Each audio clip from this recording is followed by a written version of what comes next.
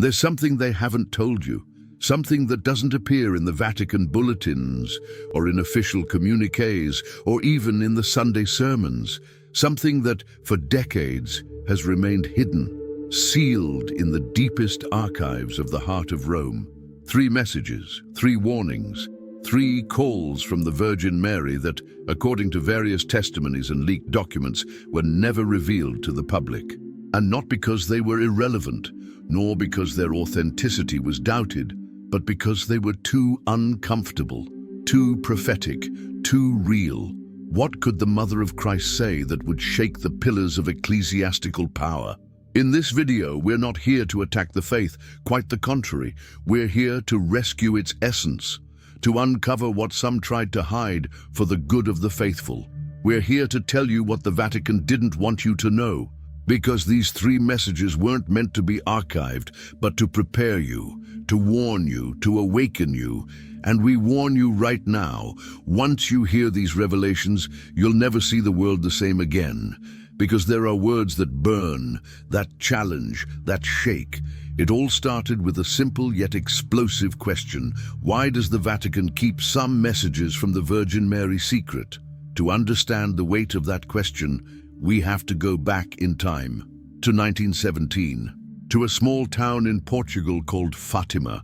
There, 3 children, Lucia, Jacinta, and Francisco, claimed to have seen a lady brighter than the sun. The story spread quickly, crowds began to arrive, and the messages began to frighten, especially the so-called third secret. For decades, that third message remained sealed. Even popes like John XXIII and Paul VI read it, but chose not to make it public.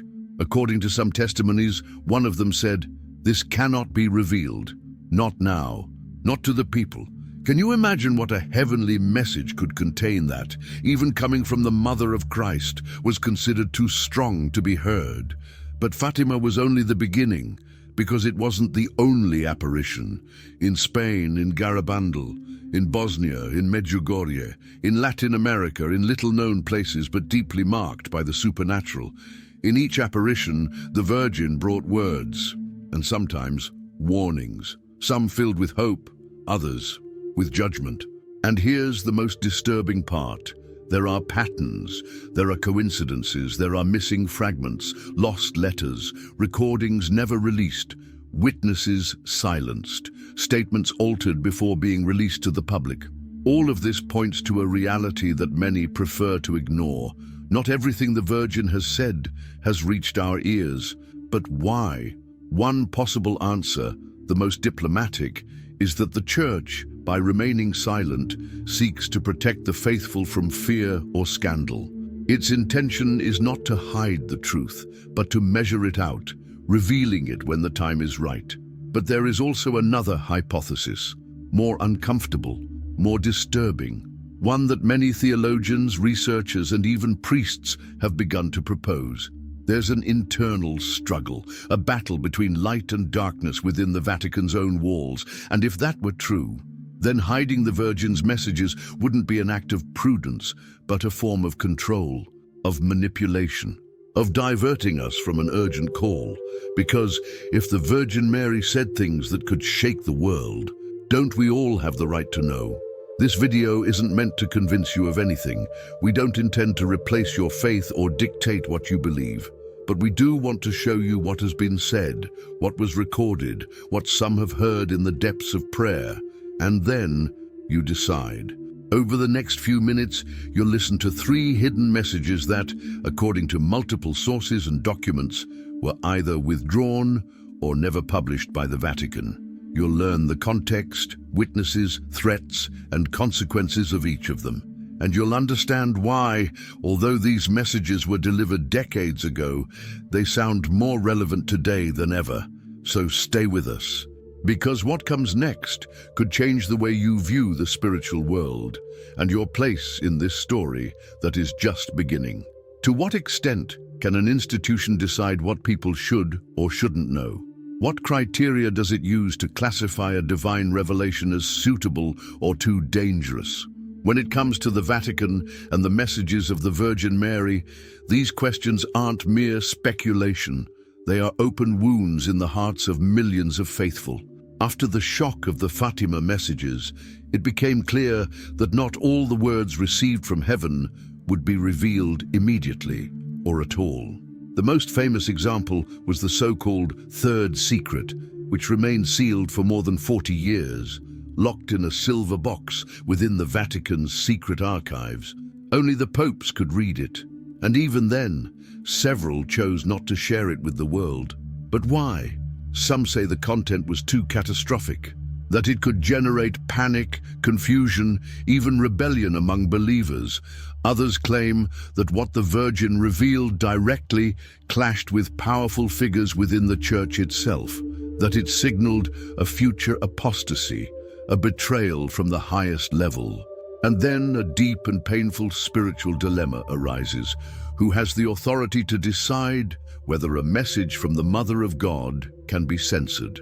Since the Second Vatican Council, the Church has adopted a more moderate stance toward Marian apparitions. Evaluations became more meticulous. Spiritual fruits, consistency with doctrine, and the behavior of the visionaries were analyzed. But troubling patterns also began to emerge. Messages that spoke of punishments, judgments, or global warnings were often discarded. Messages that called for unquestioning obedience were often accepted. In other words, a filter was introduced that measured not only spirituality, but also expediency, diplomacy, public image. And in that filter, many voices from heaven were lost. There is an internal document cited by theologians such as René Laurentin, which mentions how certain Marian revelations were marked as not recommended for dissemination, for containing elements that could be interpreted as threats. And although these kinds of statements are made in the name of discernment, they also sow doubt. Is the faith of the faithful being protected, or is the hierarchy being protected? It's not just about Fatima. Cases like Akita, Japan, Garabandal, Spain, and Medjugorje, Bosnia-Herzegovina, show how, time and again, messages containing warnings were met with institutional coldness, delayed evaluation, or prolonged silence. In Japan, the Virgin Mary spoke in 1973 about a great purification that will come upon humanity. The tears flowing from the wooden statue, analyzed by scientists, were real. The message was confirmed by the local bishop, but never received an official pronouncement from the Vatican. Why? In Garabandal, it was said that many cardinals and bishops were on the road to perdition. Harsh words, yes. But if they were true, didn't we deserve to know? In Medjugorje, the apparitions have continued to occur since 1981. And although millions of pilgrims have reported conversions, healings, and spiritual experiences, the Vatican took decades to issue an official assessment, and even today it maintains reservations about the most compromising messages. Behind all this, there is a reality that many are afraid to name. The Vatican, as a human institution, is also afraid.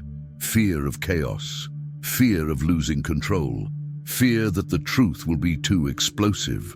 And when fear mixes with power, silence becomes a dangerous tool. We're not talking about a movie-style conspiracy. There are no dark tunnels or secret societies with black cloaks and gold rings, although some people think there are. We're talking about real decisions, signed, sealed, stored in safes in windowless rooms, decisions that determined that you, as a believer, as a searching soul, should not listen to certain words that heaven wanted to deliver. Is that fair? Perhaps some might say that the faithful are not ready, that not everyone would bear the weight of the truth, that hope must prevail over fear. But others, like Cardinal Ottaviani, who had direct access to the Third Secret, declared privately that the message was so shocking that many would lose faith if they knew it had been silenced. And that's the paradox. The message was hidden to protect the faith, but by hiding it, distrust was sown. Today, more than ever, the world is thirsty for truth, for clarity, for authentic voices, and the Virgin Mary never spoke to sow terror, but to provoke conversion, to warn us, to give us the opportunity to change course. But if the message never arrives, how are we going to prepare? Do you think the church has the right to hide messages from heaven for the common good? Or is it the people's duty to know everything the Virgin Mary meant? Share your thoughts in the comments. There are many people reading, looking for the same thing you are. And if you want more souls to hear this, share, like, and subscribe. The next block will reveal one of the most feared messages, the one that spoke of a betrayal within the heart of the Vatican. You will see a white throne covered in shadow. The voice that once guided the flock will be distorted by the whispering of wolves. From within, the heart will be wounded. These were the words, written in a handwritten diary by a contemplative nun in 1961, which, according to testimonies collected by independent researchers, were part of a heavenly vision granted to her after years of prayer and silence. This revelation was not published, approved, or officially examined. It was withheld. The reason: the message was a direct warning of betrayal from the highest levels of the Church. While public talk of unity, holiness, and continuity arose, private concern arose. Some prelates, upon learning of this vision, expressed their fear. This message must not go out. It could cause confusion, even scandal. But how serious can a prophecy be that it can be completely silenced? The content alluded to an authority figure within the clergy, described as a shepherd dressed in white, who, at a crucial moment, would divert the spiritual course of the Church under the influence of an intelligence alien to the light. The nun, whose name was withheld under the pseudonym Sister A, claimed that in her vision she clearly heard that the enemy would not come from outside, but from within, and that his face would be familiar. These words shake even the most faithful, because they don't point to wars, natural disasters, or external persecutions. They point to an internal spiritual corruption infiltrated at the very core of the ecclesiastical institution. The original document, according to surviving records, was delivered to a Portuguese bishop who decided to send it directly to the Vatican. That message was never publicly discussed again. It was absorbed into the secret archives. Years later, a priest who had worked as an assistant in that diocese revealed that during a cleaning, he saw a carbon copy of that text in a locked drawer with the inscription, "Non revelare sine ordine," do not reveal without authorization. Then now one might ask, what if it was just a hallucination? A mystical exaggeration with no real basis? That possibility exists, of course. But the disturbing thing is that the same message in different words appeared in other revelations from different parts of the world, in different decades, by people who never met. At Garabandal, Our Lady warned of a great confusion that would arise within the Church. At Akita, she spoke of bishops pitted against bishops, cardinals against cardinals. At Medjugorje, she announced that a great trial would come for pastors, and that many of them would become confused and confuse their flock. Can we continue to believe that all this is a mere coincidence? A Marian researcher, Father Stefano Gobbi, founder of the Marian priestly movement, stated in several of his interior locutions that the Virgin told him, "Many of my beloved children have been seduced by false lights. Betrayal will not come from outside, but from those who bear the ring in my name." And then the puzzle begins to take shape. In the current context, with scandals, doctrinal divisions, conflicting positions among religious leaders, and a growing sense of spiritual disorientation among the faithful, the message of that silent nun in 1961 resonates powerfully. From within, the heart will be wounded. But what does this mean for us? It means we must be vigilant, not paranoid, not desperate, but spiritually awake. The betrayal that the Virgin Mary would have foretold is not only of persons, but of principles. It is not a question of a pope, a bishop, or a cardinal being the enemy. The true enemy, according to the vision, was the infiltration of ideologies alien to the gospel within ecclesiastical structures. Ideologies that distort the pure message of Christ, that reduce spirituality to diplomacy, that turn faith into politics.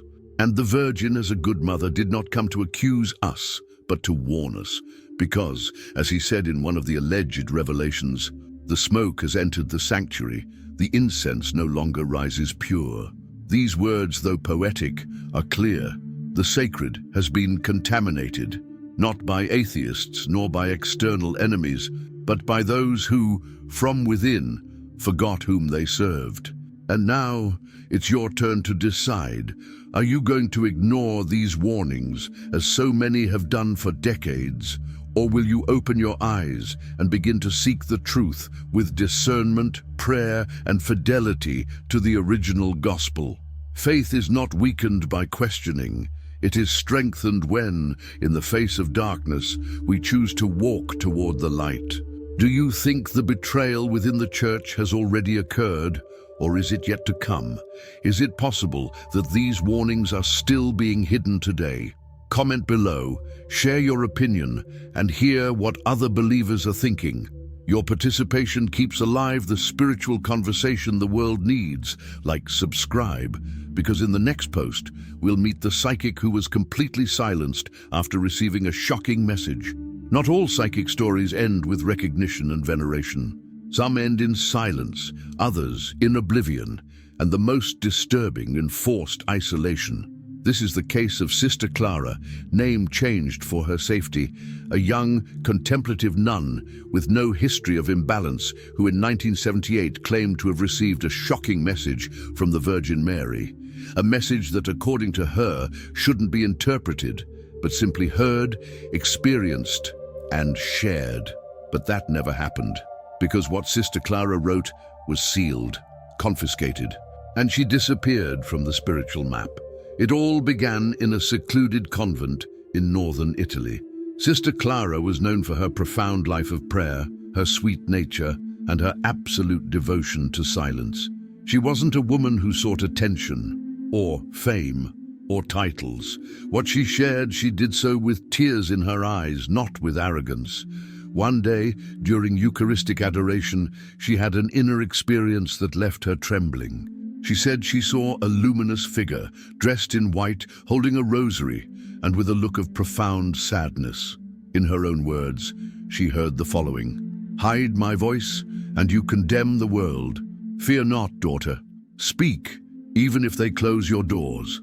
Immediately after this experience, Sister Clara wrote everything down in her diary. She filled more than 50 pages with what she called words dictated from heaven. She described a divided church, unprecedented doctrinal confusion, and a spiritual war that had already begun without most people realizing it. Some fragments, according to testimonies from other sisters who managed to read parts of the manuscript, said, "A tower will fall, and many will believe it was because of old stones. But it fell for lack of prayer. The angel will cease to protect where the sun is no longer honored. A great sign will be visible in the sky, but the wise will call it a coincidence." These words were heard by the convent's prioress, who, worried, decided to contact the local bishop. And this is where the story takes an unexpected turn. Instead of carefully studying the message or subjecting it to serious theological investigation, the bishop ordered the immediate removal of the diary and the seclusion of Sister Clara in a closed convent, away from the media, the clergy, and the public. This action was justified as a pastoral measure to protect the nun and the community. What wasn't said publicly was that the content of the message had reached the Vatican, and that someone there determined that it was not appropriate for publication. From that moment on, Sister Clara was practically erased. She was forbidden to write letters. She was cut off from any connection with the outside world, and she was never allowed to speak about what she had experienced again. Only once, years later, did one of her former companions manage to see her for a brief visit. She found her aged, her voice low, but her eyes still bright. And in that fleeting encounter, she whispered, "They didn't silence me. They silenced heaven." Who was so interested in silencing the voice of a simple woman without titles or influence? And what kind of message can be so disturbing that an entire life is sent into spiritual exile? Many will think that perhaps it was a falsehood, a heightened imagination, a pious error. But if that were true, why not simply deny it? Why not correct it and reinstate it? Why eliminate it from the spiritual scene? Most disturbing is that in 1991, an Italian journalist specializing in religious affairs claimed to have had access to a partial copy of the confiscated diary. He said it described a great apostasy that would begin in Europe, spread to America, and eventually engulf Rome itself. Years later, many began to associate these words with the drastic changes being seen within the church: internal conflicts, public scandals, divisions among leaders, and a growing loss of spiritual authority.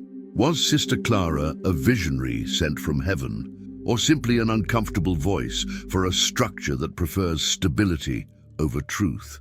There's something we must understand. Throughout the history of the church, many saints were persecuted by the very institution that later canonized them. St. John of the Cross was imprisoned by his superiors. St. Joan of Arc was condemned by the hierarchy. St. Faustina was ignored for years, and all of them talked about things they didn't want to hear. Sister Clara's story could be another chapter in that painful pattern, the rejection of prophecy when it is not convenient for those in power. But the message lives on, because heaven never stops, and even if they silence one voice, others will rise up. What do you think of this story? Do you believe Sister Clara was truly sent by the Virgin? Why have so many voices been silenced within the church itself? Comment below. Your discernment may inspire others to investigate more, to pray more, to seek the truth. And if this content touched your heart, leave us a like and subscribe. In the next section, we'll reveal one of the most disturbing messages ever recorded, that of the black light in Rome. Some visions are never forgotten, not for their images, but for the echo they leave in the soul. Among the unofficial documents that discreetly circulated among certain theologians at the end of the 20th century, one of the most disturbing was an unsigned fragment attributed to an unknown Italian nun, which described a terrifying scene. A black light emerged from the heart of Rome and spread across the roofs of churches, chapels, and convents, like a liquid shadow that covered everything. The most disturbing thing was not the image, but what came next. And where the shadow touched, the voice of the Spirit was silenced. This fragment, filed under the internal title Document 46N, was never recognized by the Church as an official revelation, but it was cited privately by at least 3 Italian exorcist priests who claimed to have found similar descriptions in the testimonies of people who, without knowing each other, spoke of an invisible darkness that stifled prayer. And the so-called Black Light of Rome does not refer to a natural disaster, nor to a sign in the sky visible to all. According to the visions, it is a spiritual contamination that arises from within sacred structures, spreading subtly, without noise, without war, but with devastating effects. In one of the most memorable passages of the document, it read, "I saw candles go out on ancient altars. I saw angels withdraw weeping from forgotten sanctuaries. And a voice said, 'What was once a house of prayer has been invaded by smoke markets.'" These words, poetic yet deeply symbolic, have been interpreted by scholars as a direct reference to the loss of the sacred sense within the church, to the trivialization of the altar, to the replacement of the spiritual with the political, of the prophetic with the administrative. Most disturbing is that this message also spoke of a dark source, a central figure hidden from plain sight, yet powerful, fueling that shadow from the top of a dome. No names were mentioned, no positions were named, but it was made clear that the darkness did not come from outside. She was accepted, she was welcomed, she was clothed with honor, and she sat among those who decide. Could this refer to a spiritual infiltration within the hierarchy, to decisions that, under the guise of modernity, neutralize the power of the divine? The French theologian Jacques Marin, one of the few who had partial access to this document, wrote in his personal diary a phrase that still circulates among Marian researchers today. The black light is not a symbol, it's an invisible reality, a presence hidden behind ecclesiastical routine. And here comes a dimension that cannot be ignored. Many faithful around the world began to report similar sensations in certain temples. Coldness, silence, absence of fervor, a feeling of emptiness, even in the midst of the most sacred rites. Are we talking about collective suggestion or a real spiritual phenomenon that was announced and hidden? In the biblical context, it wouldn't be the first time that God has allowed light to retreat where it is not welcomed. Jesus himself wept over Jerusalem and said, "Your house will be left desolate." Matthew 23:38. Could the message of the black light in Rome be a warning for these times?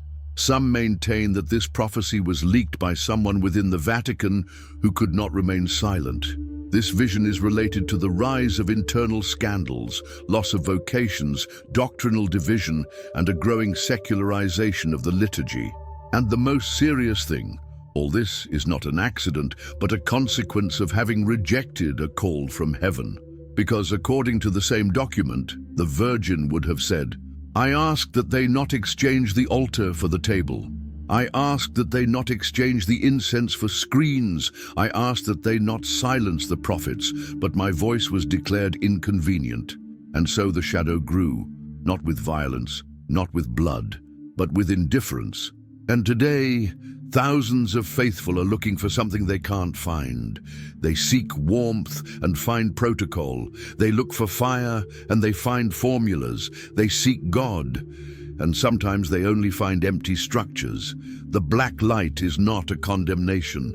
It's a warning, a shock from heaven to a church that has forgotten why it exists. And we still have time. Have you ever felt that something sacred has lost its power? Is it possible that certain temples have emptied not because of the people, but because of the loss of spiritual presence? Comment below. Your words can shed light where others see only shadows. And if you want to continue unraveling the messages the Vatican refused to reveal, subscribe, leave your like, and get ready. In the next section, we'll learn about the fate of the silenced witnesses, those who saw and were silenced. A message cannot be buried without also burying the person who received it. And this is precisely what seems to have happened time and again over the last century.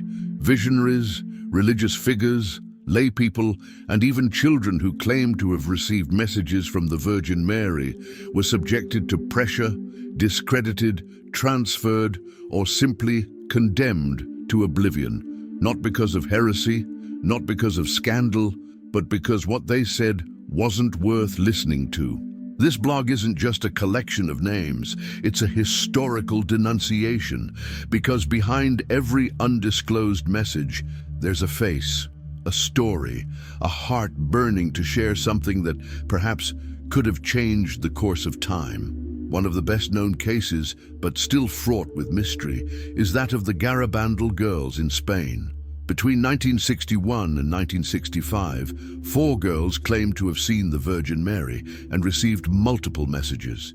Some were messages of love, prayer, and conversion, but others spoke of a great crisis within the church, a dark night of the soul that would reach even the highest ecclesiastical officials.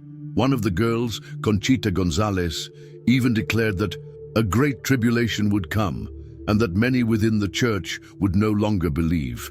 For a time, her words were heeded, but skepticism soon followed. Then, silence. Local religious authorities, pressured by higher authorities, began to issue cold, ambiguous statements. Finally, the case was closed without a conviction, but also without recognition. The girls were dispersed. Conchita emigrated. They were forbidden to speak publicly about the matter, and for decades, the message of Garabandal remained buried under a mountain of bureaucratic paperwork. Coincidence? Protection? Censorship? This wasn't the only case. In Bosnia-Herzegovina, since 1981, The Medjugorje visionaries claim that the Virgin Mary continues to appear and deliver monthly messages. Millions of people have made pilgrimages there. Many claim to have experienced miracles, conversions, and healings.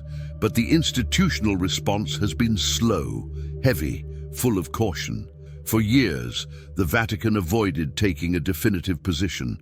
Meanwhile, several priests who supported the apparitions were removed from their posts, transferred, or investigated. Some visionaries were forced to sign documents of silence.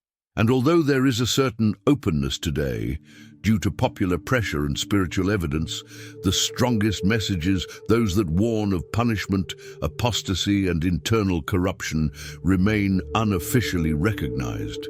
Why so much effort to neutralize those who claim to have heard the Virgin? One possible explanation, from an institutional perspective, is the fear of error, deception, or fanaticism. But there is also a fear of the truth, a truth that can be uncomfortable, confronting, and shake up structures.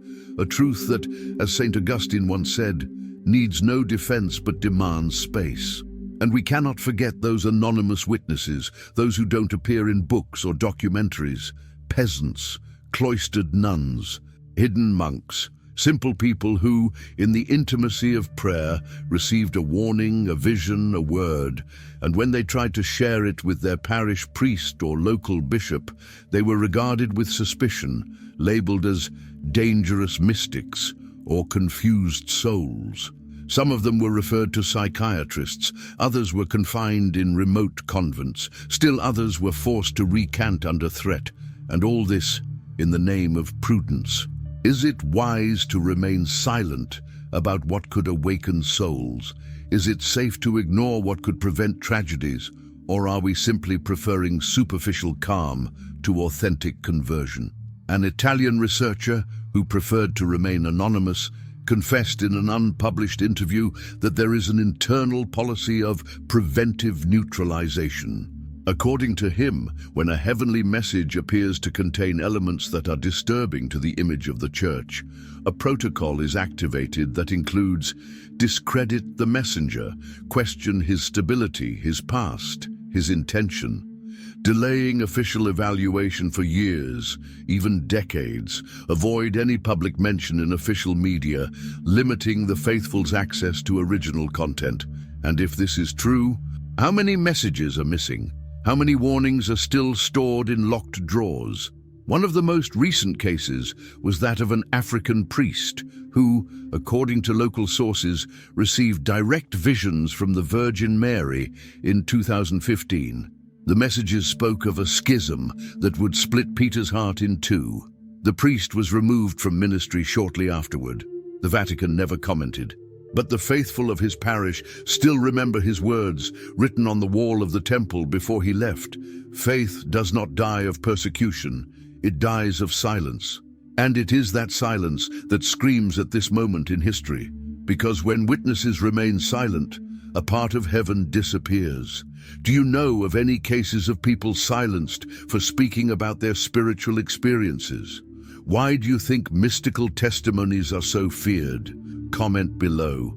Your words can bring to light what many want to obscure, and if you value the truth, no matter how uncomfortable it may be, subscribe, leave your like, and get ready. In the next block, we will cross-reference the scriptures with hidden visions. What is the relationship between the messages of the Virgin Mary and the Apocalypse?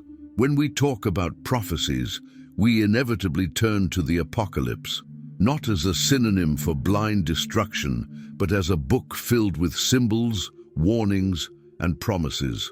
But what if I told you that the hidden messages of the Virgin Mary are deeply connected to the visions of St. John on the island of Patmos? What if the secrets the Vatican kept hidden were nothing more than contemporary fragments of that same biblical revelation? Some people think the Apocalypse is a symbolic, distant, almost mythological text. But for millions of believers and for many theologians, it's a spiritual roadmap that is activated at certain moments in human history. And everything indicates that we are living in one of those moments right now. In the hidden messages we've explored so far, the black light in Rome, the internal betrayal, the silenced voice of witnesses, we find clear echoes of what St. John described more than 2,000 years ago. Let's take a step-by-step look at it.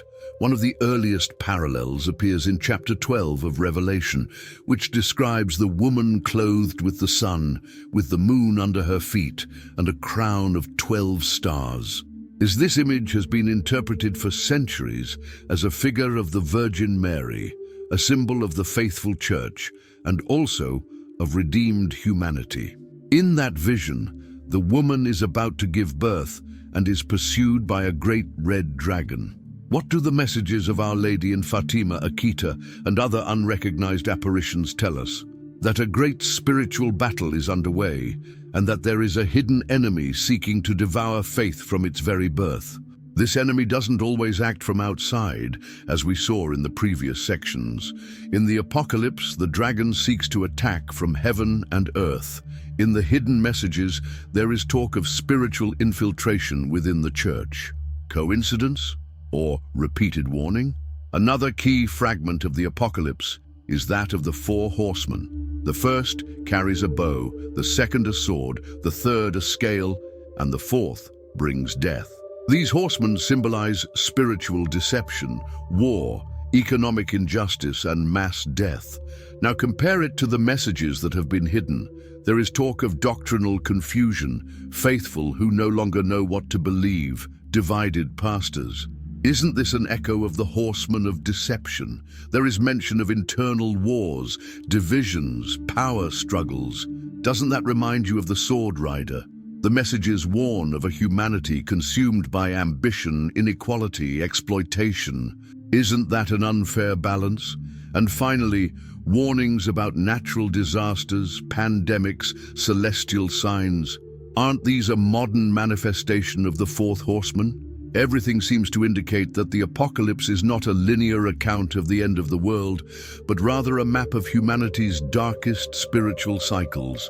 And every time humanity approaches an abyss, the Virgin appears to remind us that woman is still standing. She still fights. She still protects. Another fact that many are unaware of. In some unofficial apparitions, visionaries claimed that the Virgin Mary expressly requested that the Apocalypse be studied in light of current times. One of them said, "Many have read the book, but few have understood that they are already walking inside it." And this sentence deserves a pause.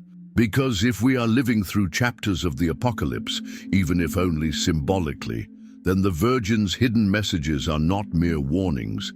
They are prophetic updates of the same heavenly narrative.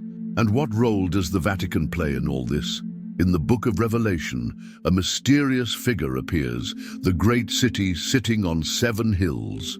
Rev 17. Rome is known as the city of 7 hills.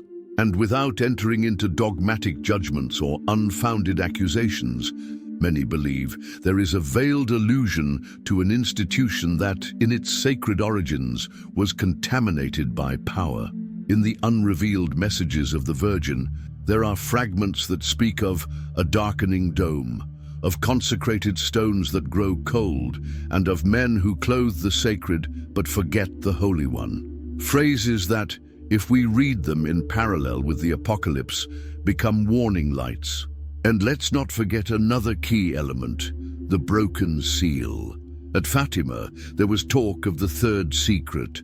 At Medjugorje, there are 10 secrets. In the Apocalypse, there are 7 seals, each of them releasing a new stage of judgment or revelation. Are we witnessing a repeating prophetic pattern? Many believe so. And for that very reason, the concealment of Marian messages is not only an act of censorship, it's an attempt to hinder our understanding of the times we live in. It's like someone trying to tear out the pages of Revelation, so people don't realize we're already inside the book. But true faith is not guided by fear. The Virgin never came to spread terror. She came to warn. And as in the Apocalypse, the last word is not from the beast, nor from the dragon, nor from death. The last word is from light. Do you think we are living through chapters of the apocalypse? Have you noticed signs that could be part of those prophecies? Comment below on your experience or perception. Every voice counts in this moment of collective discernment. Like and subscribe, because in the next block we'll reveal the second hidden message that shocked theologians, the fall of the shepherd and the scattering of the flock. The second hidden message, known among some scholars as the fall of the shepherd, has been one of the most debated and at the same time most silenced of all the supposed Marian secrets. Unlike the first message, the black light over Rome, this one goes beyond a symbolic warning. It points directly to a tragic and prophetic event that many fear is already underway. The original content was allegedly revealed to a young Latin American visionary in 1983 during an apparition in which, according to her testimony, the Virgin Mary wept as she spoke. The girl, barely 14 years old, wrote down what she heard word for word in a notebook. The message was given to the local parish priest, who forwarded it to his bishop. What followed was a chain of silences, contradictions, and internal warnings. This was the central fragment of the message, according to a leaked copy. The shepherd will be wounded. You will see him fall before his own people, and many will scatter, confused, wounded, like sheep without shelter. Those who loved him will not know what to believe. Those who hated him will rise up with false flags, and in the dust of the fall, the serpent will hide. The first interpretation that emerged was theological. Does the pastor represent the Pope, the figure of Christ in his ecclesial representation, the universal spiritual authority? In any case, the image is powerful and disturbing. A leadership figure being wounded, brought down, weakened, while his followers are left lost, disoriented, and aimless. But the worst part came next. The seer recounted that, while listening to these words, she saw a scene. A man dressed in white, kneeling in the middle of an empty square, while voices accused him from the shadows. A cross appeared in the sky, but it was covered by a black cloud. This message was considered by some priests of the time to be a warning of a possible assassination attempt, a forced resignation, or even an internal betrayal within the church that would target the Pope or an equivalent figure. Others interpreted it as a spiritual warning. The wound would not be physical but doctrinal. Whatever the case, the official reaction was to discredit the message. The local bishopric issued a statement stating that the young woman was psychologically disturbed. However, a psychiatrist who independently evaluated her stated that he found no signs of delirium or mental illness. The young woman was sent to live with relatives in another city. She was never allowed to speak publicly again. Years later, an Argentine researcher tracking down forgotten documents in parish archives discovered a letter from the bishop in which he admitted fear that the message's content could generate unnecessary panic among the faithful. But was it really just panic? If we analyze the recent history of the Church, it is undeniable that there have been episodes that align surprisingly with this message. The historic resignation of a pope in 2013, something that hadn't happened for centuries and which is still surrounded by speculation today. The growing polarization between different sectors within the Vatican, traditionalists versus reformers, conservatives versus progressives. Scandals that weakened the moral and spiritual credibility of high-ranking ecclesiastical authorities. Doctrinal statements that have confused many faithful, making them feel that their church has changed its face. All of this has generated a state of global confusion among God's people.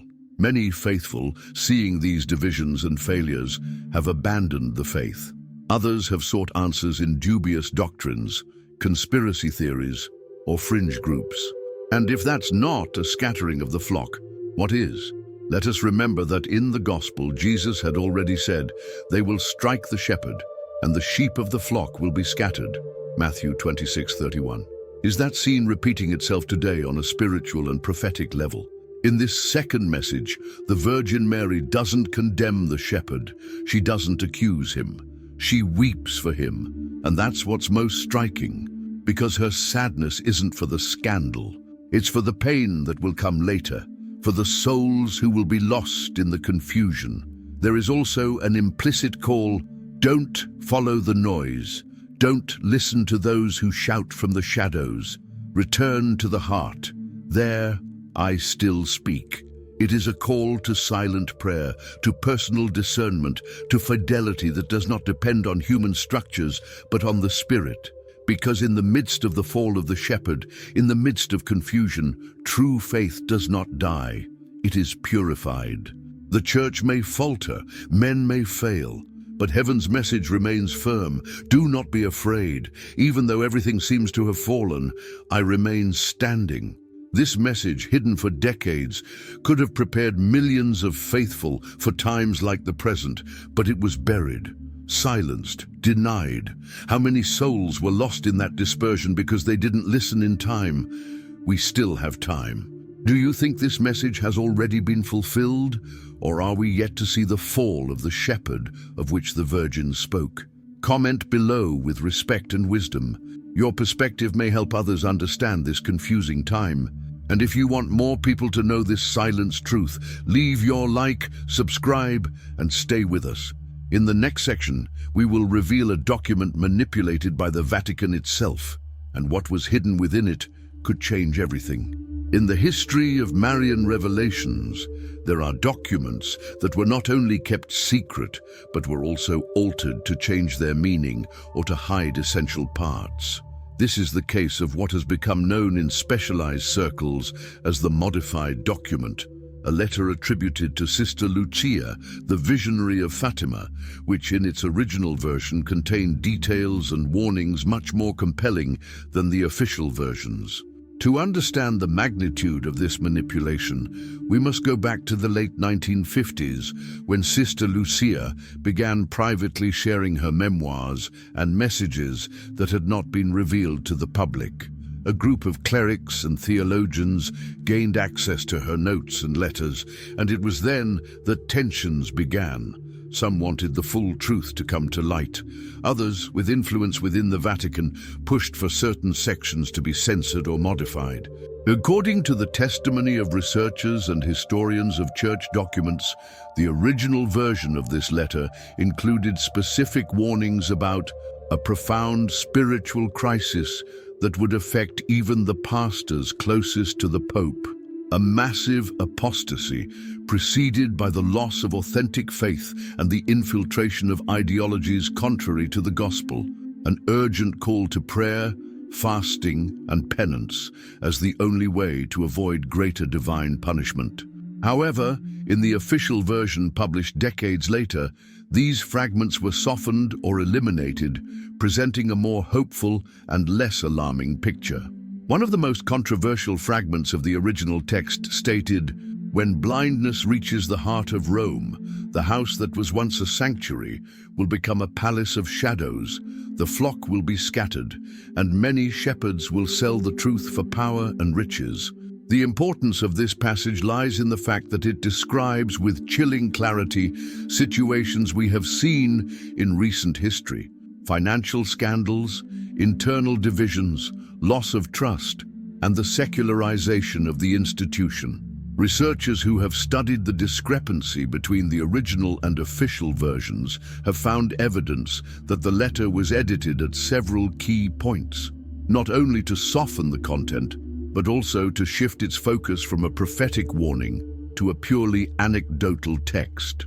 Furthermore, this document manipulation was not limited to Sister Lucia. Other texts attributed to visionaries around the world also present inconsistencies between leaked versions and those officially published, suggesting a deliberate pattern of censorship and alteration. But how do we know all this? Thanks to the work of independent archivists, former priests, and a few courageous theologians who have made public the original versions of letters, notes, and documents that the Vatican kept under lock and key. One of these theologians, Father Roberto de la Cruz, stated at a private symposium held in Rome in 1999 that the modified document is clear proof that the truth was adulterated to preserve the institutional image. According to him, God's people have the right to know the entirety of the divine message. Tampering with it means losing trust and increasing doubt. This type of manipulation has generated a significant side effect: the proliferation of conspiracy theories, distrust of the church, and a crisis of faith that goes beyond doctrine and touches the human dimension. But it has also sparked an awakening among many faithful who seek the truth beyond the official narrative, who scrutinize archives, testimonies, and stories with the desire to reconstruct what was censored. And this search has confirmed a worrying reality. Not all of the Virgin Mary's messages, which were supposed to prepare the world for difficult times, reached people in their complete and authentic form. In this context, it is worth asking, to what extent does the alteration of these documents represent an attempt to protect the Church or to hide uncomfortable truths? Are we facing an act of spiritual prudence or a form of control and manipulation? And how does this affect our personal and collective faith? The answer can only be found through prayer, study, and openness to the Spirit. But one thing is clear: the truth, no matter how hidden, always has a way of coming to light. This message invites us to be vigilant and not to accept simplified or censored versions of the spiritual history we live in. What do you think about the possibility that important messages have been altered or censored? Leave your comment below and share your thoughts. If you want more people to know these secrets that the official story hides, like, subscribe, and get ready for the next episode, where we'll talk about the cardinal who broke the Pact of Silence and his explosive confessions. In the depths of the Vatican, where power and mystery intertwine, there are secrets that remain locked behind sealed doors and dark corridors. But sometimes, those secrets are broken, and when one man decides to break the Pact of Silence, hidden truths can come to light, forever changing history as we know it.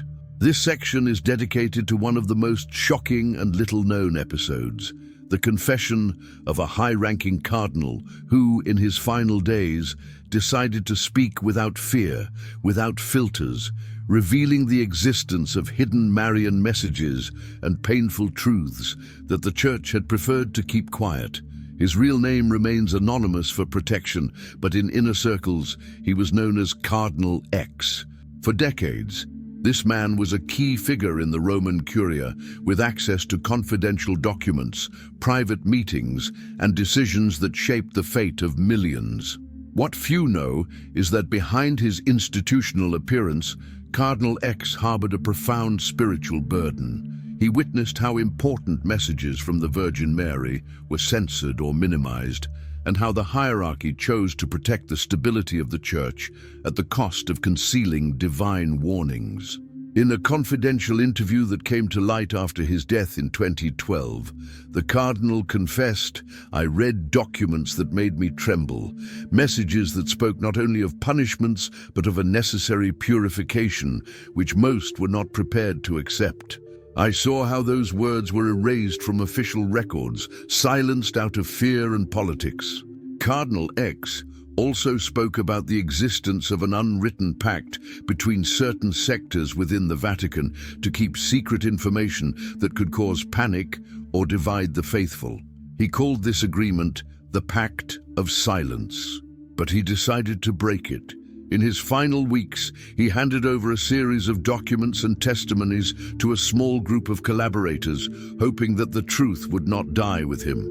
Among his most chilling confessions were that spiritual and moral corruption had reached alarming levels within the highest hierarchies, that some leaders had betrayed the true message of Christ to maintain their power, that there was a hidden struggle not only between human factions but between spiritual forces, where light and darkness fought for the soul of the Church, that the hidden messages from the Virgin were an urgent warning to reverse this situation, but were intentionally ignored. These revelations caused an internal earthquake. Although many sought to discredit Cardinal X for his last words, his testimony could not be completely ignored, especially since his career and life were always marked by a profound faith and respect for tradition. Furthermore, his legacy inspired some priests and theologians to continue researching and demanding greater transparency in the dissemination of prophetic messages. The impact of breaking the pact of silence is profound, because it raises a fundamental question: what is the cost of silence when it comes to spiritual truth? For many faithful, the answer is clear. Silence can lead to misinformation, confusion, and loss of faith. For others, it represents the eternal struggle between good and evil, where even within the human church, there are shadows that seek to smother the light. But hope never dies. Because, as Cardinal X declared in his last public letter, the church is not a building of stone, but the people of God. And as long as there is a single heart willing to listen and act, the truth will find its way. D, what do you think about Cardinal X's confession? Do you think the hierarchy should be more transparent with important spiritual messages? Leave your opinion below and share this video so more people can hear this story. Don't forget to subscribe and like so we can continue discovering the secrets the Vatican refused to reveal together. In the next block, we will explore the third secret, the earth that will shake, a prophecy that unites physical and spiritual signs of great impact.